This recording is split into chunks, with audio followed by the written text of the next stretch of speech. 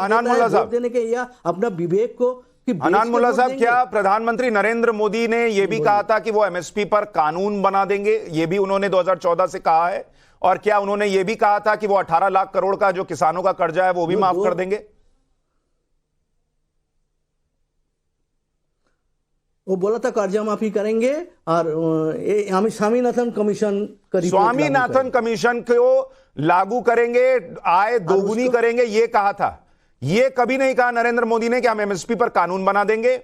ये उन्होंने नहीं कहा कि हम सारा कर्जा जितना किसानों का देश पर है सब माफ कर देंगे, क्योंकि सर 18 लाख करोड़ का कर्जा माफ करना कोई आसान बात नहीं।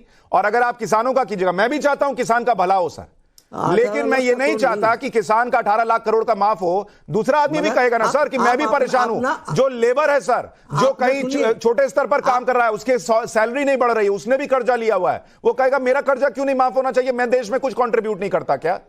मैं आपके पास आता हूं, रमनीक सिंह मान साहब।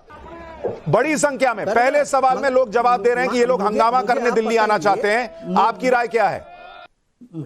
देखिए, निसंदेह ट्रैक रिकॉर्ड देख लीजिए। जो पिछली बार, देखिए क्या होता है कि जब आप इतना बड़ा, मौला साहब, आनंद मौला साहब, थोड़ा सा प्लीज, मैं आपके बीच में नहीं बोला, धन्यवाद।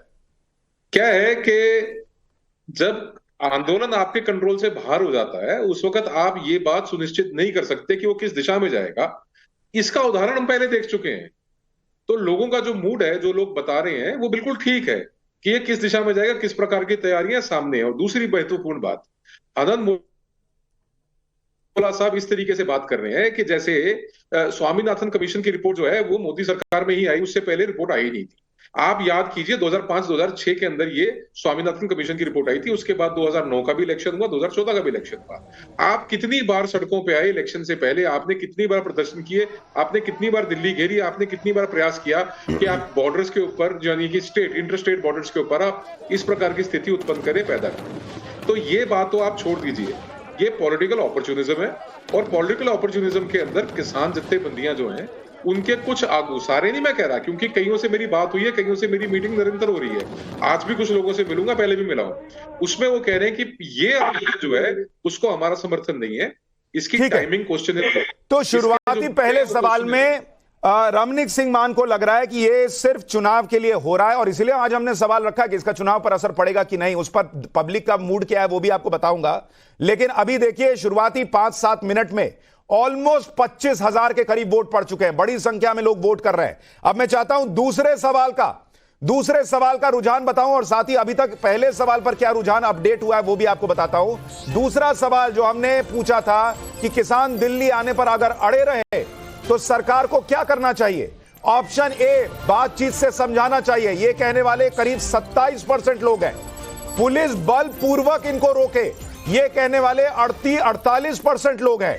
और बिना ट्रैक्टर ट्रॉली के अगर किसान आते हैं तो इनको आने देना चाहिए, यह कहने वाले करीब 25% के करीब लोग हैं। तो इसमें बड़ी संख्या में लोग चाहते हैं कि किसान अगर जबरदस्ती करें आने के लिए तो उनको बलपूर्वक रोकिए।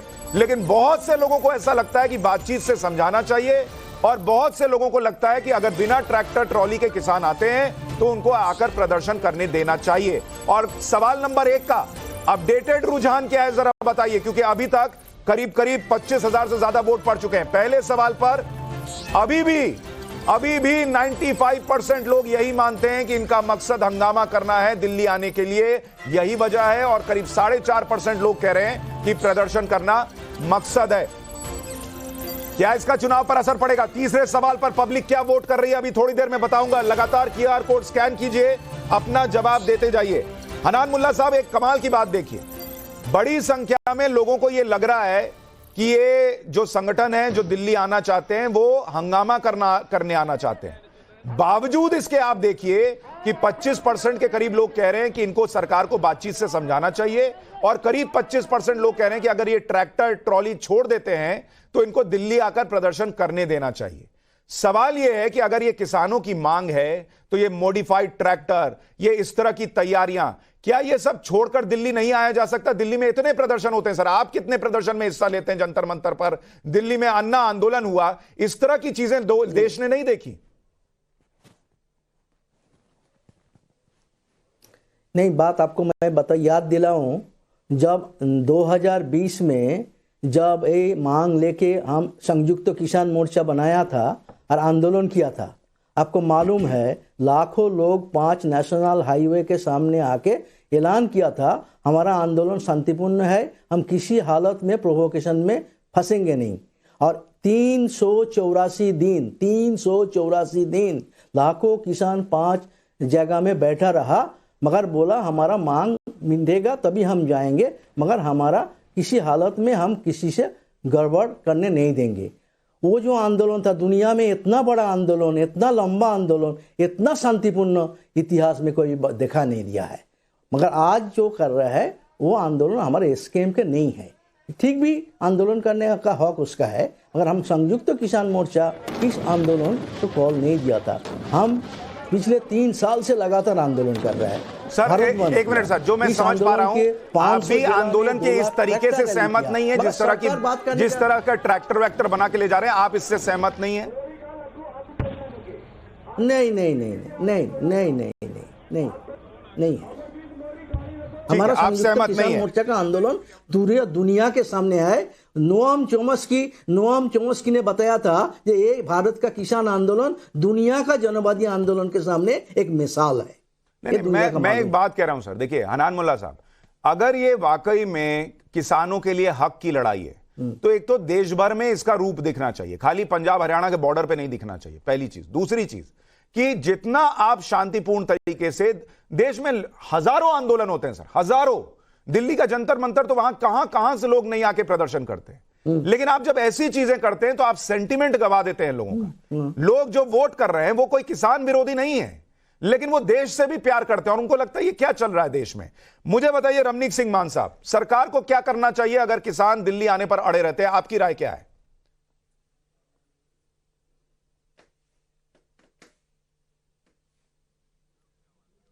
रमनीक जी, आपकी आवाज नहीं आ रही, आपने शायद म्यूट किया हुआ है।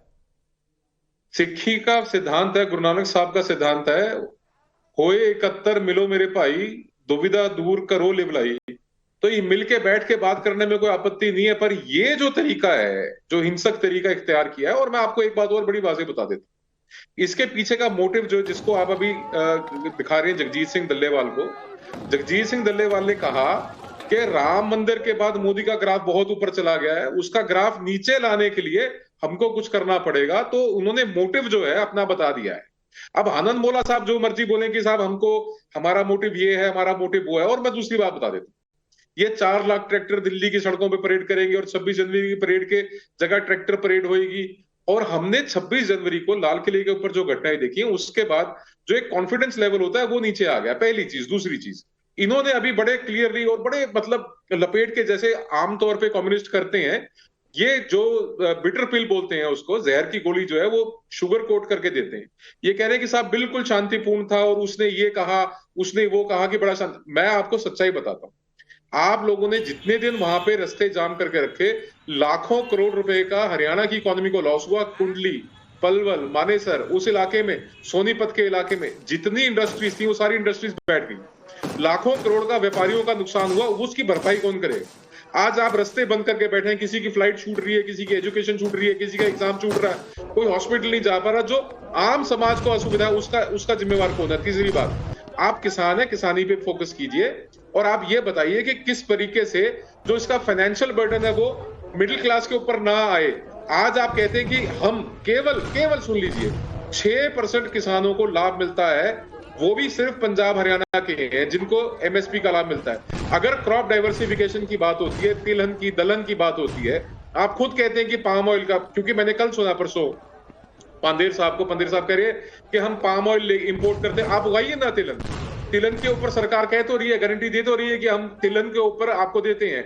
मक्की हर बार पिटती है, हर बार मंडी में मक्की पिटती है, वो मक्की के ऊपर गारंटी दे रही है। नहीं सर, और पंजाब में आप देखिए वाटर लेवल इतना नीचे जा रहा है और करीब 42 लाख हेक्टेयर जो जमीन है कृषि के लिए जो इस्तेमाल हो रही है पंजाब के अंदर, उसमें 35 लाख हेक्टेयर जो है, 36 लाख हेक्टेयर जो है, वहां पर उसमें आप धान और गेहूं उगा रहे हैं और आप साइकिल को तोड़ने को तैयार नहीं है।